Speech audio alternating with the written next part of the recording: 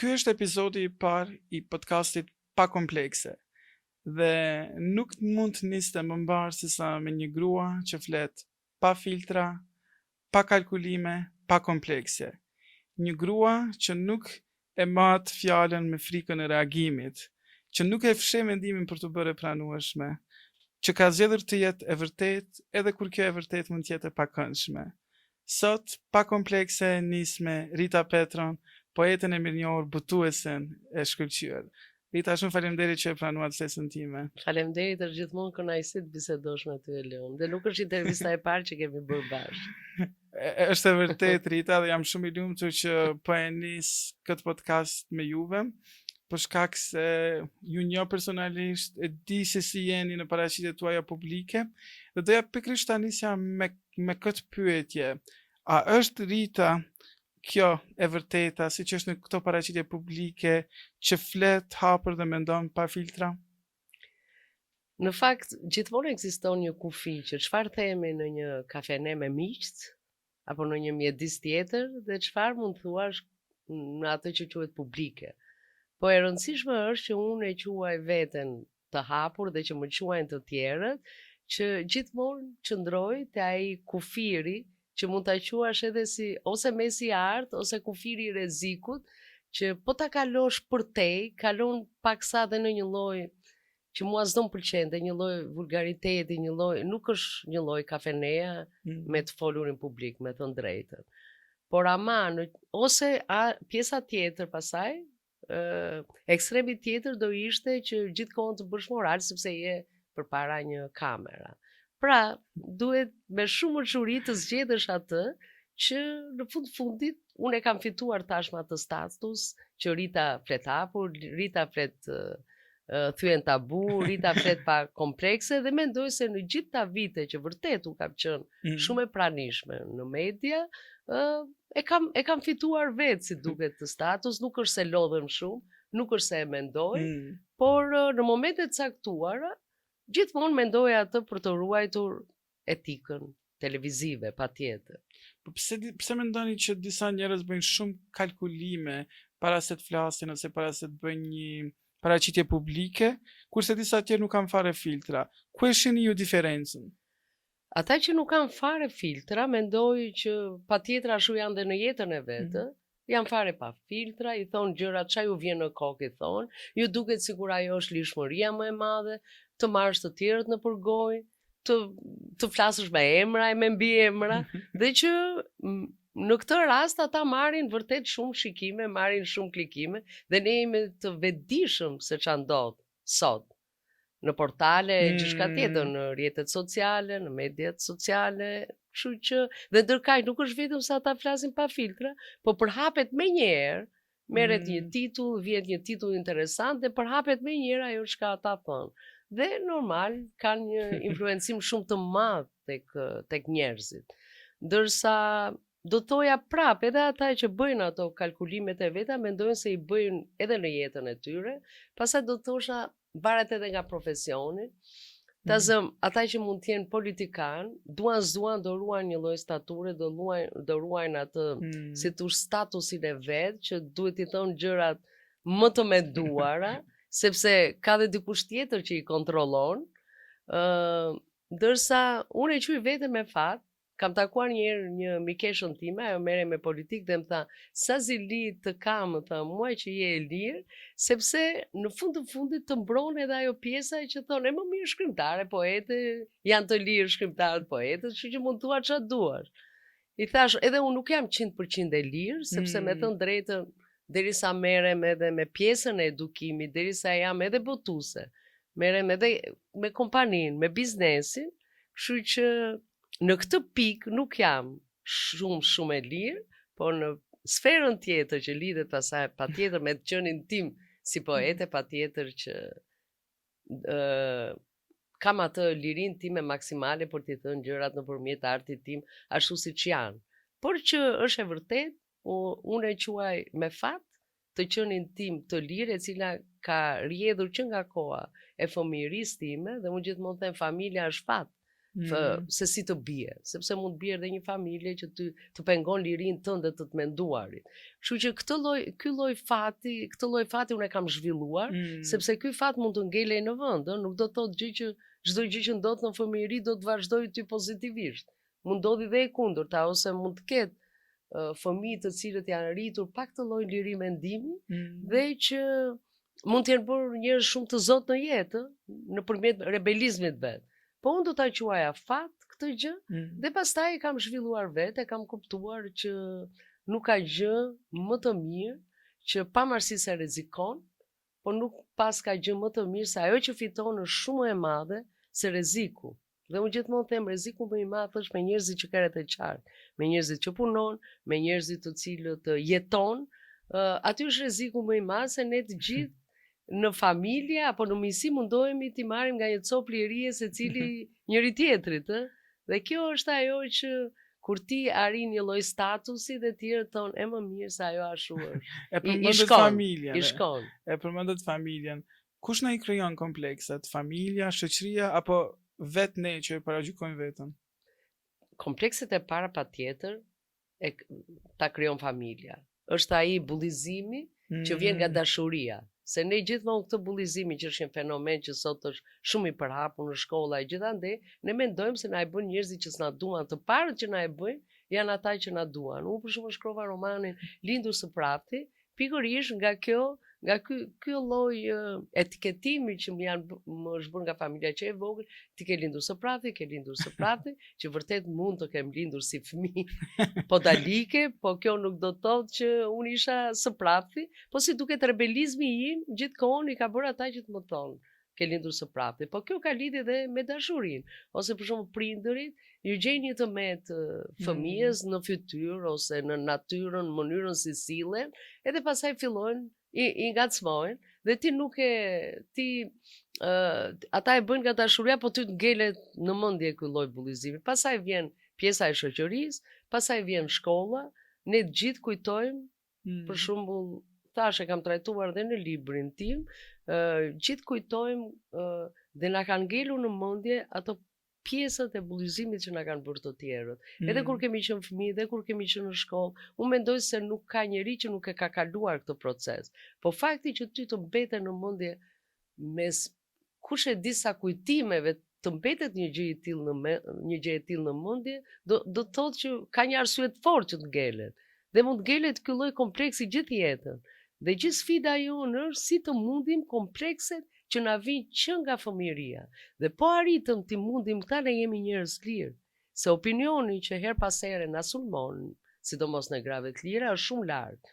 Ti duhet të përballosh një herë dhe të luftosh me gjithë gjërat që ke brenda vetes, tash që vijnë nga komplekset e fëmijërisë, dhe pastaj luftën e ke më të kollajshme me të tjerë dhe me ata që janë larg teje. Po kur heshtim, Rita, a është heshtja një lloj vetcensure? Patjetër që heshtja është vetcensur. Heshtja nuk është vetcensur vetëm atëherë kur nuk ke diçka për të thënë. Po në qoftë se është si oportunitet, se nuk ke guximin për të folur dhe për të thënë fjalën tënde, atëherë do thoja që është autocensur, patjetër. Për shembull, unë mund të hesht ose kur më pyesin dhe më pyesin me emra me mbiemra, çfarë mendimi ke këtë? Dhe i them, asnjëherë nuk do përgjigjem. Asnjëherë s'kam për të përgjigjur, sepse dua të flas si fenomen. Edhe njerëzit që më sulmojnë nuk ju drejtohen me emër me mbiemër, po e gjykoj si një fenomen. Rita, ju jeni edhe krijuese shumë e suksesshme, përmendet edhe librat që ju keni shkruar, që thënë drejtën kanë krijuar edhe shumë vëmendje. Vrima, Lindur së prapti, po cili ka qenë motivi kryesor që ju ka shtyr ju që të shkruani, edhe që vazhdon që shtyj? Unë kam shkruar që ere, po ato i kam quajtur gjithmonë janë poezi sirtari, kemi pas një shprehje, ti mbase nuk e di fare atë shprehje, po që në Shqipëri shumë përdore, nga që nuk lejoj poezia intime, poezia personale, dhe që doli ajo shprehje që janë poezi për sirtar, pra çdo gjë që ti e shkruan në mënyrë intime është për sirtar, sepse në atë kohë ishin tema të përcaktuara se për çfarë do shkruaje. Flas për para viteve 90. se në Shqipëri, në ndryshim nga Kosova, ka ndodhur një fenomen i çuditshëm, paradoksal, pra nëse në Kosovë lejohej arti modern, por sulmoi nacionalizmi, kombëtarja në letërsinë e artë, sepse normal ajo i rrezikonte ata të cilët ju interesonte kjo gjë, ndërsa tek ne ka qenë ndalimi, censura në lidhje me artin modern. Mendo unë kam qenë në një kohë kur kam mbaruar dhe për gjuletërsi dhe ne i kishim ndaluar të studionim Kafkën, Camus, apo qoftë autorët tanë si Fishta, Koliçi, duke i goditur ata me shkaqe ideologjike, patjetër, me arsye ideologjike, po jo për arsye tjetër. Kështu që në ato kohë ishte kjo censura, që ti ishe vajzë e re, bie në dashuri dhe ti nuk të shkonte në mendje që të bëje një poezi për partin. Partia ishte shumë larg teje. Janë ca instikte që unë i kam përshkruar dhe në roman, të cilët ti nuk i ndalon dot, të menduarin e lirë, nuk e ndalon dot. Atë perversiteti që mund ndodhi brenda njeriu të kokës vet, edhe i cili vjen nga censura, nga ndalimi, askush nuk e ndalon dot. Kështu që kishte një lloj rebelizmi së brendshme. Pas viteve 90, pasaj mblodha poezitë që kisha shkruar, para viteve 90, kisha shkruar dhe disa tjera, dhe në 1993, u bë libri i parë Vargjet përfolura. Që të gjithë më pyesin pse ja ke vënë këtë titull Vargjet përfolura, ja pra si duket ka qenë një instinkt i brendshëm që këto vargje do përfliteshin. Dhe vërtet disa prej tyre u përfolën, sepse nuk ishte shkruar njeri në atë kohë, për shembull një poezi që ne jemi dy gra që të presin, një burr midis dy grave, të cilat e dashurojnë, mirë po asnjëherë s'ishte shkruar një poezi e tillë, apo poezi të cilat janë bërë dhe tekste këngësh, nëse në atën vit futem në shtrat, në atë kohë nuk bëhej fjalë që të shkruaje, të përmendej fjala shtrat në poezi, apo aq më tepër ftesa ose dëshira të lindit e gruaja ke vajza dhe jo tek mashkulli. Kështu që ishte një fillim i bukur që ra në sy poezia ime. Pra ju keni mesazhe të caktuara që doni t'ja përcjellni shoqërisë, që mund të jenë ndonjëherë edhe tema tabu që autorët e tjerë mbas edhe nuk guxojnë t'i prekin? Po unë nuk është se e bëj me qëllim, me të drejtën, ja, është diçka që edhe nuk shkruaj për hir të temës. Po shkruaj tamam për një detaj, kap një detaj cilin e zhvilloj. Dhe është një detaj që është i imi personal. Pra nëse e shkruaj diçka, është një detaj personal që e bën dhe poezinë origjinale. Unë dhe të rinë, kur i këshilloj që më pyesin, i them mos këndoni, mos krijoni vargje cilat janë skema, i ke dëgjuar nga dikush tjetër, se është shumë kollaj të biesh prej skemave. Problemi është që kap detajin dhe pastaj bëje universal. Nga detaji personal të kalosh te universalja. Kjo është shumë e rëndësishme në art, në çdo lloj arti. Rita, a besoni ju të ajo që është parashkruar, apo mendoni se njeriu e krijon vetë fatin e tij? A keni lejuar ju ndërhyrje, apo edhe momentet kur të tjerët ndoshta kanë paragjykuar vendimet tuaja? Më pëlqen si pyetje. Sigurisht do thoja që fatin e bën njeriu, por tek poema e mungesës kam disa vargje që them që ne nuk e shmangim dot padrejtësi, siç nuk shmangim dot të gjendurin në vendin e gabuar, në kohën e gabuar, që mund të jenë aksidente, smundje, gjëra të cilat ne nuk i kemi në dorë.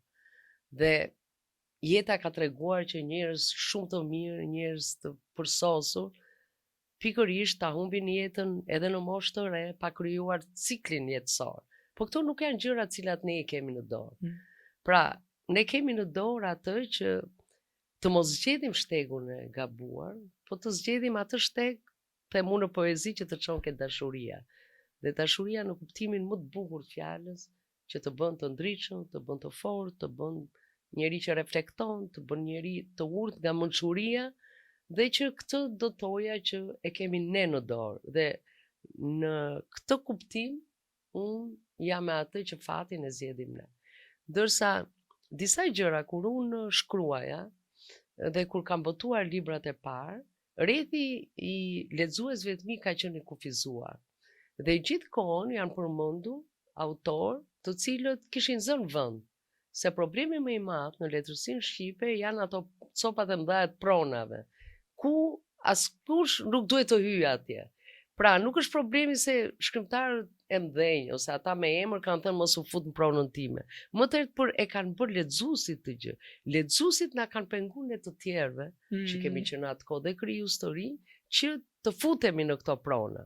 Kush je ti, se kjo është prona e Kadares, kjo është prona e Ali Podrimes, kjo është prona e Anto Pashkut, kjo është prona e Martin Camaj, e kupton? Dhe janë të pronat dhe s'ka vend aty të lirë.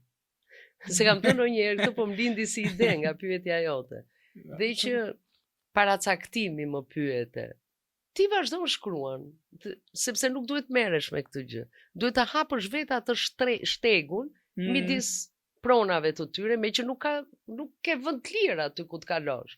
Dhe duhet të jesh i qetë, të shkruash për kënaqësinë tënde dhe të fillosh, sepse ndonjëherë ka autor që ja ngushtojnë hapësirën atij tjetrit. E di, un kam punuar për shembull në libër shkolloprar në 90-s. Te ajo antologji kishte autor që sot nuk i përmend më njëri, sepse ishin autor që i duheshin kohës. Autor të cilët kishin një prirje ideologjike për partinë në pushtet, për pushtetin. Po ata sot nuk i ke. Do vetëm ty të mbeten disa hapësira të lira, ku zesh dhe ti vendin tënd. Mbas kaq vitesh normal, është kënaqësi që ta gjesh vendin, po ta gjesh pasaj prap nëpërmjet lexuesit.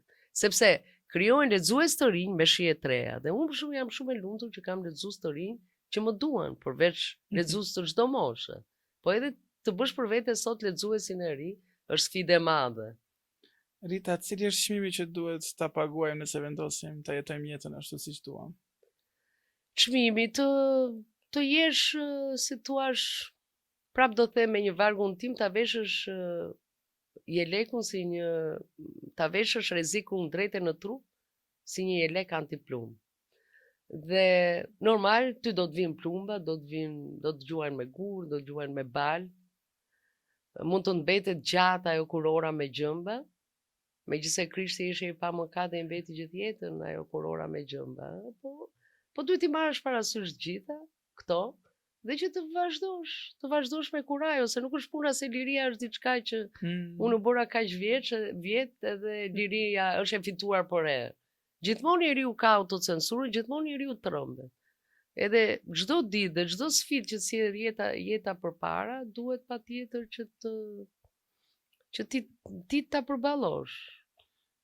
Rita, a lejoni ju që t'ju afrohen njerëzit në jetën tuaj, apo e ruani një distancë kryesisht me njerëzit, po flas edhe me lexuesit, apo cili është kufiri deri ku mund ta lejojmë dikë që të na afrohet, pa e konsideruar si ndërhyrje në privatësinë tonë? Duke qenë se jam një natyrë shumë e dashur, kam gjithmonë njerëz rreth e qartë me, qoftë në familje, miqësi, apo qoftë njerëz koleg, po edhe lexues, normal. Pra jam mes disa rretheve. Dhe është shumë kollaj që të biesh prej asaj që ty të mungoj kjo gjë. Dhe unë mendoj që me autoritet ti vendos, jo vetëm te gjitha njerëz, po dhe ke fëmia jo. Me autoritetin tënd ti vendos që ti e ke vendin aty dhe unë e kam vendin këtu. Pra, duke mos lejuar të marrin ato sobza lirie, të cilat janë të tuat, edhe vetëm të tuat. Edhe këtë gjë e kanë bërë dhe kam përshtypje që të tjerët e kanë kuptuar. Do me thënë, sa e dashur, shumë e dashur duke mu, kanë kuptuar edhe atë pjesën që deri këtu. Deri këtu, po jo për ta bërë tjetrin, jo për ta injoruar tjetrin. Thjesht për ta ruajtur dhe atë që mos më bëj të humbas respektin për ty. Se sa më shumë të afrohesh me dikë më tepër, fillon familiarizohesh edhe humbet ai respekti. Kur e humbet respektin për një person? Kur humbet patjetër autoritetin dhe lidhja e varësisë ka përsen çdo lloj lidhje tjetër. Ka përsen dhe lidhjen e dashurisë. Kur lidhja e varësisë fuqizohet shumë. Prishen gjithë lidhjet e tjera dhe prishet dhe autoriteti. Ne po flasim edhe për sinqeritetin edhe për komplekset, po a penalizohet sinqeriteti në letërsi? Patjetër, unë e kam provuar në kurrizin tim shumë shkrimtar të botës që quhen poetë të rrezikshëm, që quhen këngëtar të rrezikshëm, mos harrojmë grupet e famshme të rockut që bën revolucion. Që ata ju vinin policat në sallë, këtej dashamirëset e vet, te gjithë fansat u lorinin, pse? Sepse ata predikonin liri. Dhe ajo ishte një kohë revolucionare. Sot ka këngëtar shumë të mirë, po unë e lexoj me qef çka ka ndodhur për shkakun në Woodstock. Dhe do isha njeriu më i lumtur ti isha e ati brezi. Që ti isha atje mes tyre. Rita, ka tematika që shpirtbotuese nuk duan t'i botojnë? Mendoj se këto janë dy temat më tabu që mendoj unë që lidhen me fen, sidomos, edhe me pjesën e mendoj që edhe me erotikën, që mund të mos duan t'i botojnë. Këto mendoj që janë dy ato ekstremet, sidomos. Se edhe për politikën, edhe mund shkruash, po prap, nuk... Edhe atje mundet, po sidomos të dyja, ku njerëzit janë shumë konservatorë në këtë pikë. Sepse më falë, quhet sikur letërsia po bën moral. Letërsia duhet i lërë hapur zgjidhjet. Dhe shikoj, jo është njëri që shkruan kundër fesë, apo që shkruan hapur për seksin, kur nuk ka art aty brenda nuk shqetësohet njëri. Njerëzit shqetësohen se arti i vërtet të trondit. Të trondit, apo s'është kështu? E vërtet, shumë e gjithë kjo bisedë që ne po e bëjmë sot këtu në këtë podcast lidhet me raportet ndërnjerëzore. Edhe përmendet edhe më herët edhe të mënyra se si ju e vendosni një kufi. Po ekziston një kufi edhe të shpirtbotuese, edhe të botimet, edhe të raportet ndërnjerëzore, po e gjitha është një komunikim. Po nëse kthehemi prapë te raportet ndërnjerëzore, ju tha që duhet të ketë limite. Po a gabojmë ne kur japim më shumë se sa marrim? Për mua është nga gabimet më të bukura që është pjesë e jetës time, që të jap. Dhe që shpirtërisht që një ndihmë, qoftë edhe sikur të jetë ndihmë materiale, nuk ka rëndësi fare. Por që është brenda natyrës time, edhe kur zgënjehem ndonjëherë, do të thënë kjo nuk më pengon të vazhdoj të jap prapë. Sepse njerëzit janë të ndryshëm dhe ti nuk mund të gjykosh tjetrin vetëm sepse që ke zgënjur më parë, edhe të mendosh edhe ky tjetri nuk meriton atë që jep ti. Dhe jap edhe marr patjetër dhe prandaj jam njeri i lumtur se jap edhe marr. Po nuk i vesh shumë në peshore, që dëgjoj se un kam dhënë më shumë edhe tjetri s'ka dhënë. Rita, ju keni folur hapur edhe për dashuritë tuaja në shumë intervista. Po, a mund të ekzistoj një raport i shëndosh me një ish partner, pasi që konsumohet marrëdhënia? Unë mendoj që mund të vendoset, po jo të kërkohet me zor. Se janë disa momente, ose ku mund ndodhin ndarjet, divorcet, e gjithçka tjetër, mund ndodhi një tradhti. Gjithmonë duhet ta kuptosh që është e drejta e partnerit apo e partneres në një çift që të ndihet keq. Dhe në përgjithësi, ata që ndihen më pak keq janë njerëzit cilët guxojnë, që kanë marrë hapin. E kupton që kanë marrë hapin që thonë dëgjoj kaq ishte. Ata ndihen më pak keq. Por nga ana tjetër duhet të mendojmë dhe për ata që ndihen më keq, sepse ata quhen si të lënë. Dhe këto janë sjellje që varet pasaj nga formimi që ka një njeri, mënyra se si sillet. Te mua për shembull ka ekzistuar e kam lënë ish bashkëshortin tim që ti mendoj gjërat, ta nxjerri të keqen brenda vetes vet, ta shofi se si do zhvillohen ngjarjet, se ne kishim dhe fëmijë bashkë, dhe pastaj kur erdhi një moment në kohën e dur, në vendin e dur, po për mirë, edhe ne mua më vjen shumë mirë që kemi kaluar kohët e fundit shumë mirë bashkë, dhe për fat keq ai ka një javë që ka humbur jetën, por më vjen mirë dhe gjithmonë jap atë mesazhin. Mos shko për të hedhur një tufë lule në varin e dikujt kur nuk bën mirë në jetë, sa është në jetë. Sepse shpesh njerëzit e kanë këtë gjë, kujtohen dhe pastaj gjithë jetën vuajnë me pendesa. Ndërsa unë nuk kam pendesa, sepse përpiqem të bëj mirë kur duhet të bëj mirë, sa është tjetri në këtë jetë. Dhe kjo për mua është shumë e rëndësishme. Ne kohët e fundit ishim shoqëruar, vajza ishte e lumtur, kishim grupet tona, jo shpesh, po aq sa duhet. Po gjithsesi ndërtuat një marrëdhënie shëndor, Po, sepse dhe më vjen mirë që gjithë njerëzit e tij, pra se ne gjithmonë kur është një çift njerëzit e tij, njerëzit e mi, njerëzit e tij ndahen. Miqtë e tij, familja e tij më duan, më respektojnë dhe gjithmonë. Madje edhe kur un kam marrë vendimin, nuk kanë ndërhyr ke ne që kush është fajtori, na kanë dashur dhe na kanë vlerësuar të dy, po që gjithmonë kam ndier vlerësim. Se si duket i kam bërë gjërat me shumë mend. Jo për ta goditur dhe jo për të hedhur bal. Jo për të thënë që dëgjoj se un po divorcojmë se është fajtor ai. Jo, un po divorcojmë se kam një arsye tjetër. Po jo se është fajtor dikush tjetër. Se në përgjithësi partnerët e bëjnë këtë punë dhe fëmijët e vuajnë një gjë të tillë. Gjithmonë dikush do ketë faj më shumë. Po. Po, unë e pash që ju edhe kujtuat shumë bukur, domethënë e kujtuat me poezi, edhe më vjen keq shumë për humbjet tuaja. E di që keni pasur edhe një lidhje me për një kohë shumë gjatë me profin, ta quajmë, i cili ka qenë edhe bashkërrugtuesi juaj, jo vetëm jetën personale, por edhe në atë profesionale. Çfarë do të thotë kur ndërtohet një partneritet ku dashuria dhe puna ecin paralelisht? A është përparësi apo është ndonjëherë edhe penalizim? Ato janë të dyja, po tek ne ka ndodhur përparësia. Dhe unë më pëlqen gjithmonë ta them, sepse duke pasur edhe 25 vjetorin e Albasit që mblodhëm gjithë bashkëpunëtorët tanë, edhe unë them që ata kufi të cilët na pengonin në takimet tona të dashurisë, ne luftuam që t'i fshijmë përmes librit shqip. Dhe mbi bazën e kësaj dashurie u ndërtua pasaj edhe kompania Albaz, e cila u shtri menjëherë në Bëmdegët, në Tiranë, në Tetov, në Prishtinë, më vonë në Preshev, tani punojmë me Malin e Zi, punojmë me diasporën, dhe mendoj që kjo dua të flas për pikërisht në qoftë një çift lidhet vërtet nga një dashuri shumë e madhe që fillimisht është kimi patjetër, dhe pasaj kur ti të ikën ajo pjesa romantike e verbër, dhe shikon tamam me sytë e realitetit, atëherë fillon dashuria e vërtet ose ndërpritet.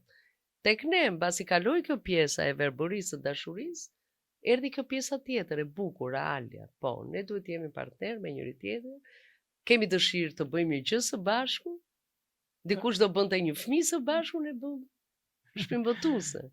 Dhe që sot vazhdojmë, ai ka lënë frymën e tij, ne vazhdojmë dhe na ecën shumë mirë, sepse priremi gjithmonë nga pasioni, nga dashuria për punën e gjithçka tjetër. Rita, a ka pritshmëri shoqëria se si duhet sillet një grua e ve? Shiko, dhe kanë ndryshuar gjërat. Jo se kam ndonjë pritshmëri të madhe, se ti kur flet, edhe kur më pyesin, po mirë, je e hapur për ndonjë dashuri tjetër, unë i them, dashurinë e kam brenda vetes, nuk e kam nga dikush konkret. Dhe njeriu nëse e ka dashurinë brenda vetes, gjithmonë është i hapur. Mirë, po kur ti e thua këtë mendim të kryqëzojnë, sepse kjo plaka dhe sharja për moshën më duket gjëja më paradoksale, që jam më kot, sepse ajo është diçka biologjike që secili nga ne të plaket një ditë. Si mund shash tjetrin për plake? Mund ta shash për shumë gjëra, për opinione, për shumë gjëra tjera, por nuk mund ta shash për këtë gjë dhe ta penalizosh se s'pas ke të drejtë ti në çdo kohë derisa desësh, është e drejta jote të duash, të dashurosh. Dhe ku ka më bukur? Ama ka plot njerëz që më shkruajnë që më thon ti e frymëzim, me ty na ka, do të thon, edhe kur kemi pasur njerëz që na mungojnë, ti na ke frymëzuar. Do të thënë nga qëndrimi që ke mbajtur, unë e kam shkruar dhe në poemën e mungesës që normal, është gjithë poema i përket partnerit tim, po që nga sfida personale e kam kapërcyer në sfidë pasaj universale, dhe e kam shkruar që pse trupi ynë refuzon kënaqësitë e jetës në kohën kur kemi humbur një njerëz të dashur. Sepse nuk është puna vetëm për opinion, njeriu e refuzon vetë, se thot, si do kënaqem unë kur mua më mungon njeriu im i dashur. Po kjo është jeta. Po gjithsesi Jeta duke gëzuar, patjetër. pikërisht.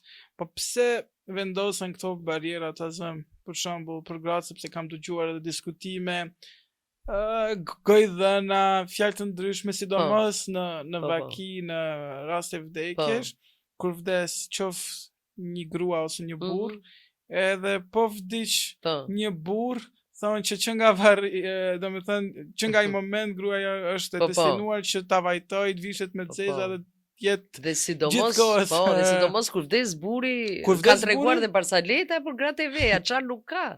Mendo ti sa shumë të gjykon shoqëria për këtë gjë. por kur vdes, ta zëm bashkëshortja e dikujt, do flitet për martesën e radhës ose për gruan e radhës, qysh në varrim, është tamam si Është e Barsalet. Po si sheti këto, domethënë, paragjykime, edhe këto Barsaleta që janë pjesë e diskursit publik.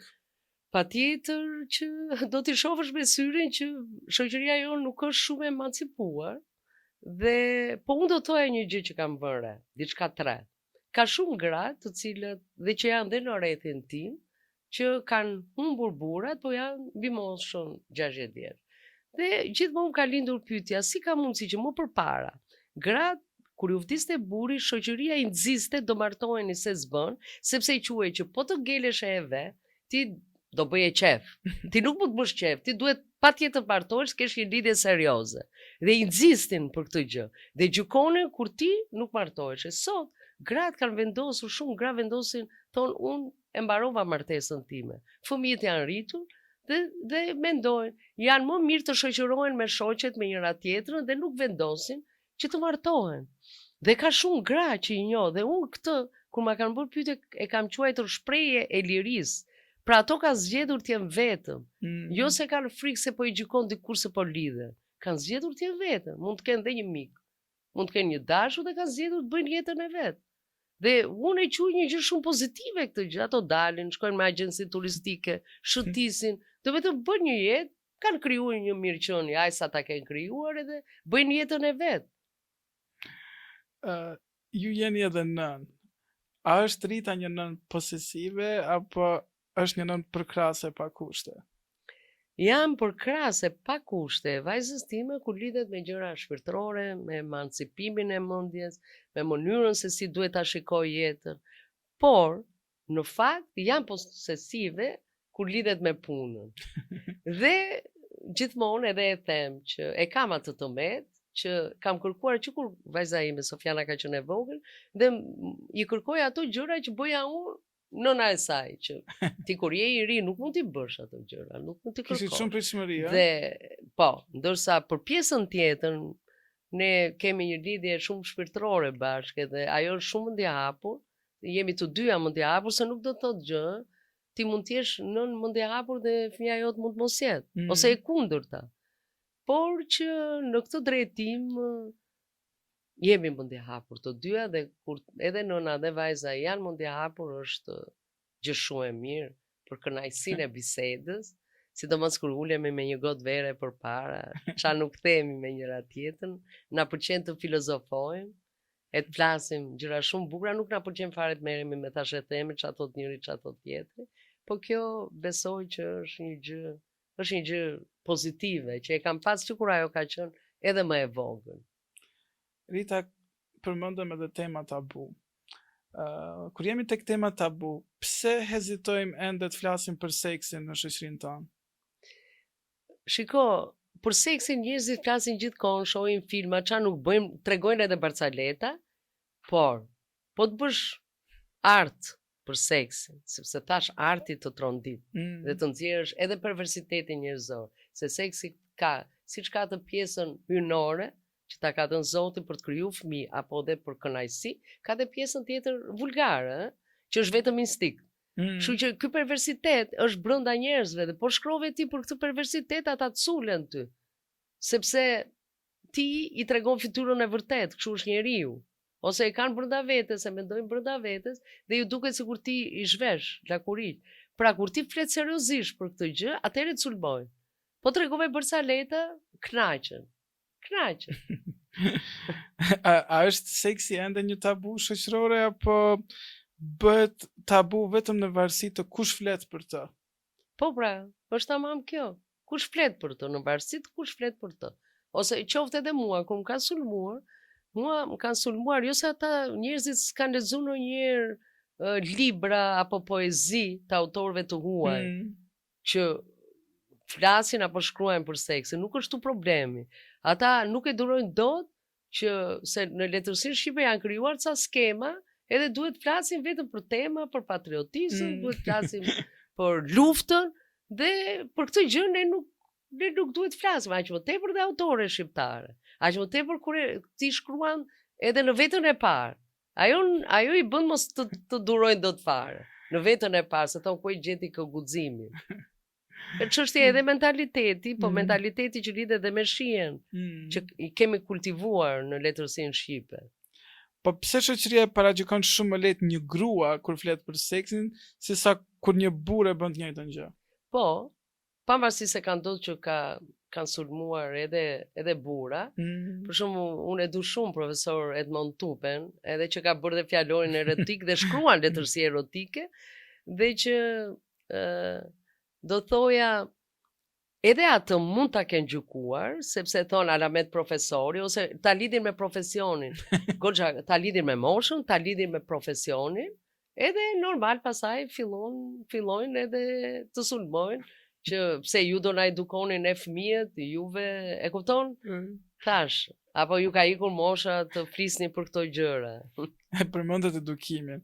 Ndikon kjo frikë kolektive në mënyrën se si edukojnë brezat e rinj, edhe si ndërtojnë marrëdhënie të shëndosha. Ku flitet hapur edhe për tema të tilla, si seksi. Që ndikon patjetër. Sidomos kur kthehet në histeri kolektive, pastaj ndikon tek ato autocensurat brenda familjes, në shkollë, e në gjithçka tjetër që nuk flitet hapur, bota që në moshë të vogël i mëson fëmijët të flasin hapur, e ti tregon se si lind edhe fëmia. Nga dashuria e mamit e babit e gjithçka tjetër.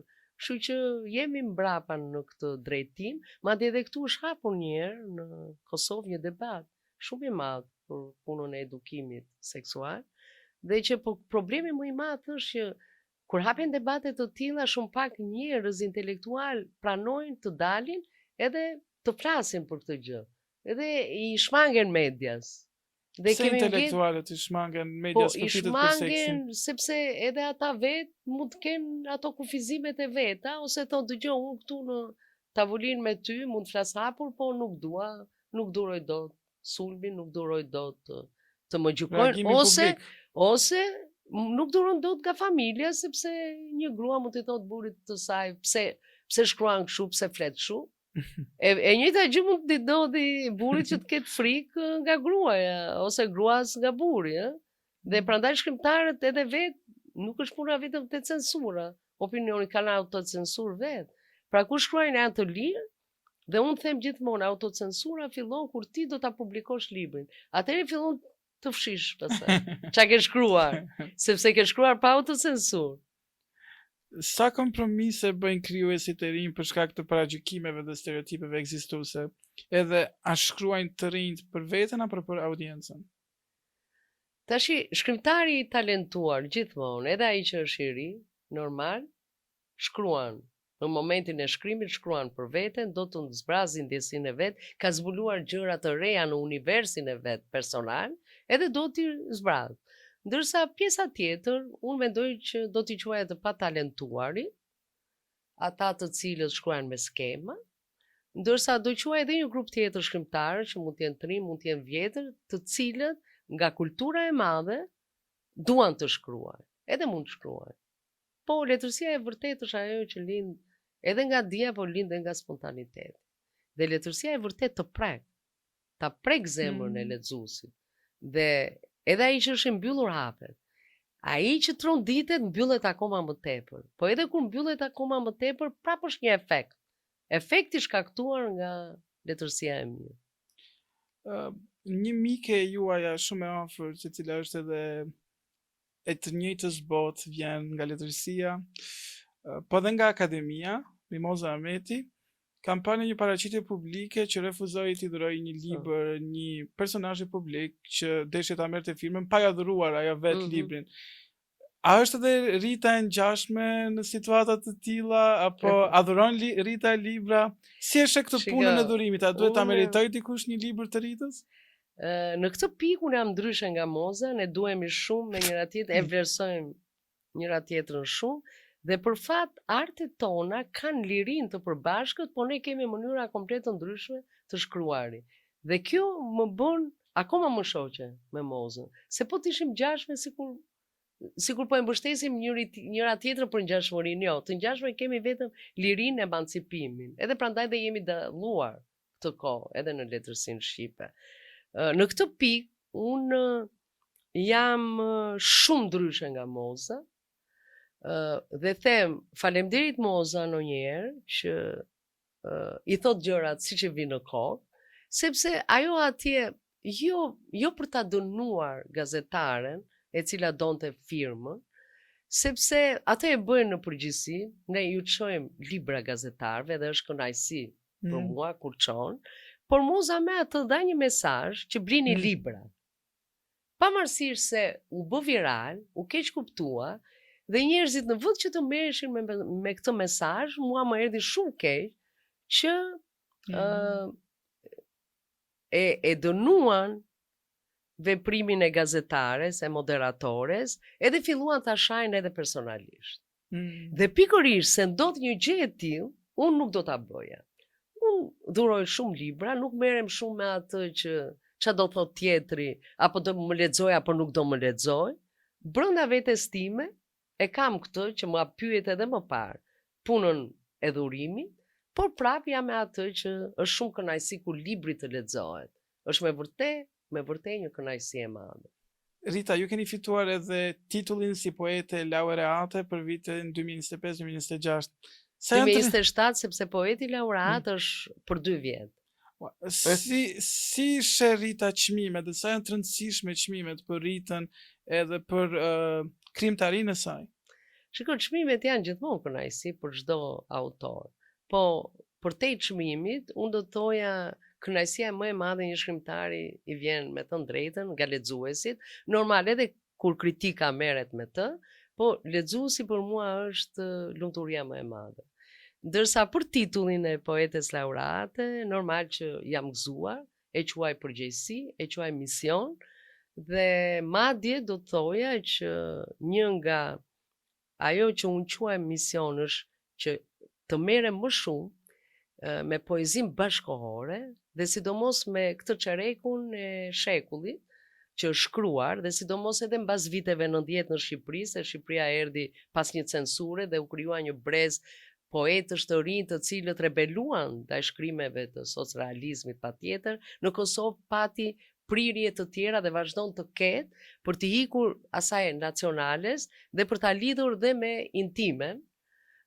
Pra ka ndryshime në letërsi gjatë tyre viteve, kështu që megjithëse jam poete laureate e Shqipërisë, unë e kam thënë dhe do vazhdoj ta them që poezia shqipe shkruhet kudo, edhe në diasporë, nga poetët në gjithë trevat shqiptare dhe nuk ka rëndësi ajo se jam poete laureate e Shqipërisë, por për poezinë e mirë, për fjalën e bukur shqipe, do bëjmë disa aktivitete me të rinj që t'ju edukohet edhe veshi, edhe të shkrihen këto kufit mes shqiptarëve që ende ekzistojnë, pavarësisht se nuk janë siç kanë qenë, po mendoj se është një mision i bukur që unë e besoj shumë ke vetja që do ta bëj mirë.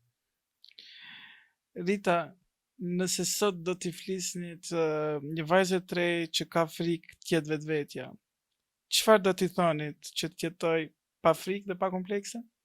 Patjetër të jetoj kështu dhe që ta fitoj betejën që në fillim dhe me njerëzit që ka rreth e qartë. Edhe ata që ke më të afër do fillojnë të marrin më seriozisht. Kur ti tregon ato kufit që ma bëre shumë bukur pyetjen që në fillim.